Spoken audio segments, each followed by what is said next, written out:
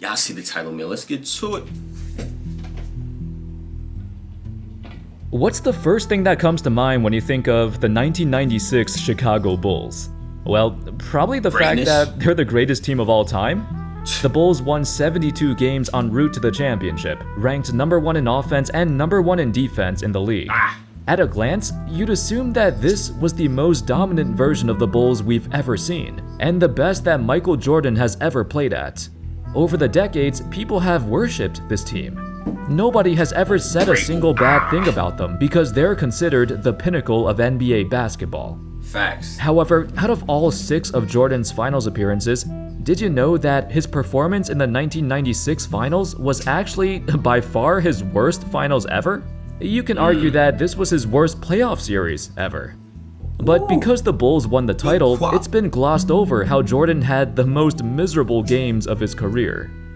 In The Last Dance, the 96 finals was talked about briefly, but Jordan's struggles were not mentioned. And he even dismissed the 2 guys who gave him such a hard time, Gary Payton and Nate McMillan. Anyway, how's it going, folks? My name's Andy, and today let's take a detailed look at Michael Jordan's 1996 finals. Ooh, this footage is in good 60 frames and all, I think. Yeah, and the adjustments the Seattle Supersonics made that nearly throttled the Bulls. So to start things off, whenever a team is up 3-0 in a series, it's basically a done deal, right? To this day, no team has ever come back from that deficit. So when the Seattle Supersonics found themselves in this insurmountable hole, there was little hope. Faith in this team dropped to an all-time low. While the 96 season was headlined by the Bulls, the Sonics low-key won 64 games, a franchise record that still stands today. They were the most dominant team of the West and sported the second-best defense in the NBA, with the Defensive Player of the Year in Gary Payton. They were considered to have the strongest defensive backcourt in the entire league and matched up quite well against the Bulls at every position. The thing is, for the first 3 games of the series, the Sonics only sporadically let Payton guard Jordan. The logic behind George Karl's decision was that he didn't want Payton to be worn out on offense, so he wouldn't let him guard Jordan the entire time. Plus, Payton had some lingering pain in his calves, so he wasn't 100%. It made sense at the time. As a result, for the first 3 games, Jordan was mostly guarded by Hershey Hawkins and Detlef Schrempf, a disaster for the Sonics. The Bulls' average margin of victory was 14 points per game in the first 3 games, and nobody thought the Sonics had any chance at this point. And that's when everything changed. There's a quote in the NBA that's been around for decades. I've heard it since I was a kid, and I don't know the exact phrasing of it, but it went something like this. Defense is like art, always underappreciated, and you'll never understand it if you don't know what you're looking at. At the start of Game 4, when Gary Payton decided to take over as the primary defender on MJ, you could immediately tell he severely disrupted him. But how was he doing this? Jordan is bigger, taller, stronger, and the best player on the planet. So despite Payton being the Defensive Player of the Year, it was shocking how much Jordan struggled against him. In George Karl's book, Furious George... on the post, not let him get the... Yo, bro, come on, bro. We need to see more of this. You see more of this, bro. Shocking how much Jordan struggled against him. In George Karl's book, Furious George, he went into detail about this. He talked about how Payton was a huge advocate of studying film. He'd be in the film room all the time, and he knew every single one of Jordan's moves, every single movement and counter, every single habit. Pippen or Harper throws it to Jordan on the wing. He catches and immediately tucks it, both hands on the ball. Head up, elbows out. Not unusual, this is the triple threat position you learn in junior high. You can shoot, pass, or dribble from this semi-crouch. Then, Michael wipes the ball, swinging it low and back and forth in response to the defender's digs at it. Then, almost every time, Michael jab steps with his left foot. This little fake was the golfer's waggle, the thing he had to do before he could shoot or attack the rim. At every single point of Jordan's moves, Payton knew what to do. When he put the ball low, Payton tried to swipe at it. When Jordan tried to use his shoulder to create space, Payton gets up even further into him to not give him that space. When his teammates tried to get Jordan the ball in the post, Payton would front him, and due to his deceptive strength, Jordan had trouble moving him.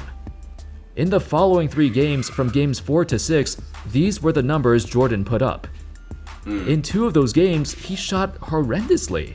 That final game 6, 5 for 19 from the field. For a finals MVP, it was one of the worst shooting performances ever for a series-clinching game.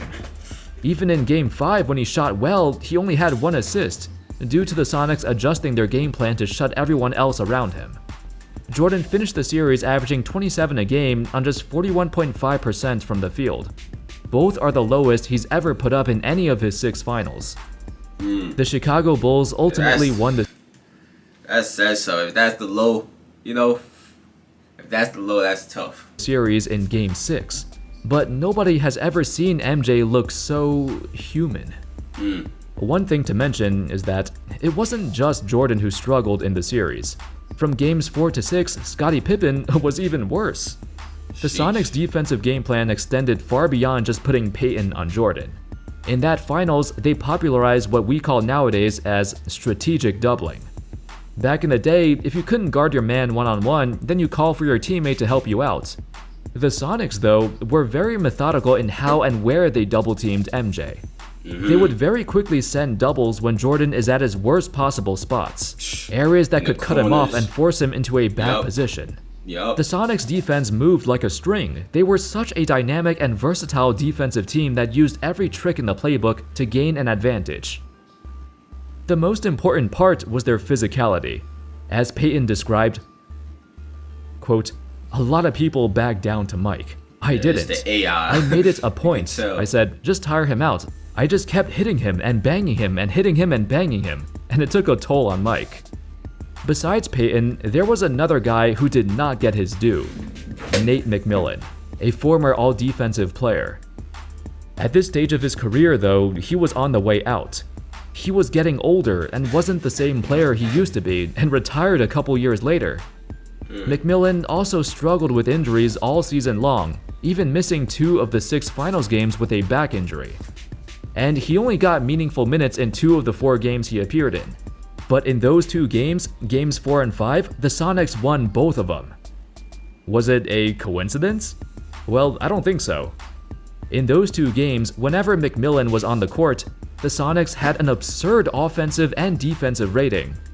In Game 4, in the 14 minutes McMillan played, the Sonics had an offensive rating of 170 and a defensive rating of 100. It was the best offense the Sonics had for the entire series. Then in Game 5, in the 21 minutes he played, the Sonics had a 132 offensive rating and an 84 defensive rating. That was the best net differential of anyone in that game, on either team. While Payton was still the primary defender on Jordan, McMillan played a crucial role in slowing him down, and when Payton needed a break, McMillan took over. Like I mentioned earlier, the Sonics had the best defensive backcourt, probably in NBA history. But it wasn't just defense. McMillan's sheer presence on the offensive end allowed Payton to flourish and play off the ball more. They had such great chemistry. Here are some more numbers. In the first 3 games of the finals, Payton had a hard time scoring. He averaged just 15 points a game on 40% shooting. In the last 3 games, however, with McMillan getting more meaningful minutes, Payton averaged 21 a game on 49% shooting. Over the years, you might have heard McMillan mention his injuries in the '96 finals. Whenever it comes up, he vehemently claims that the Sonics would have won the title if he didn't have an injured back. Of course, he got clowned for this. I would expect him to get clowned for that because, you saying that's a what if, man. That's a what if. You can't change it. It happened already, but sheesh, man. For those who never watched him, they look at his stats and see he averaged like 5 points. So how can he be the difference maker? Well, his impact goes well beyond the box score, so you can be the judge. On the other end of the spectrum, despite both Jordan and Pippen having the worst finals of their careers, it was the rest of the Bulls who picked up the slack. Rodman was a dynamo on the offensive glass. Kukoc and Longley played very well too. This is the only finals of Jordan's career where you can legitimately say His teammates picked up the slack and helped him when he needed it the most. At the end of the day, this run to the finals from the Sonics will long be forgotten. Heck, it probably already has been forgotten, pretty much like every other Sonics team from the 90s.